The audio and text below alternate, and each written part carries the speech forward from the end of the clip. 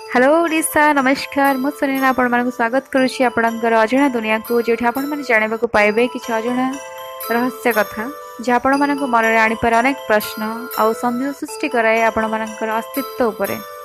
आज एपिसोड रे मु आपण मानक कहबा को जाउछि जणे अलौकिक घटनार अनुसंधानकारींकर रहस्यमय मृत्यु विषय जहाँ को विज्ञान अंधविश्वास बोली कहे ताकू ग्रहण करथिले जणे जीव पायलट। अमेरिका रे पायलट ट्रेनिंग नेबा बेले जेमिति एक घटना घटिथिला तांको जीवन रे जा सबदिन पई बदलै देथिला तांको चिंताधारा को।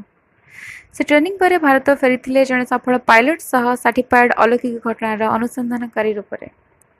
इंडिया पाइथिला तर प्रथम पैरानॉर्मल इन्वेस्टिगेटर जे कि अमेरिका रो फ्लोरिडा रु पैरानॉक्सिस एसोसिएशन द्वारा अलौकिक घटनार अनुसंधान पई स्वतंत्र तालीम प्राप्त होइथिले। से भारत प्रथम साइंटिफिक पैरानॉर्मल रिसर्च एसोसिएशन गठन करथिले जार लक्ष्य थिला भूत बा आत्मार अवस्थिति को विज्ञान सहायता रे प्रमाण करिबा। धीरे धीरे से भारत बाहर लोकप्रियता अर्जन करथिले। तांको जीवन काल रे 6000 रु अधिक अलौकिक घटनार वैज्ञानिक विश्लेषण करी ता पछरे थिबा रहस्य को उजागर करथिले।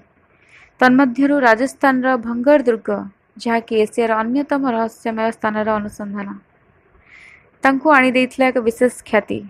से सेठारे एक राति अनुसंधान करिबा परे पूर्वर विश्वास करा जाउथिबा अनेक गुड़ाए आत्मार उपस्थिति को खंडन करथिले।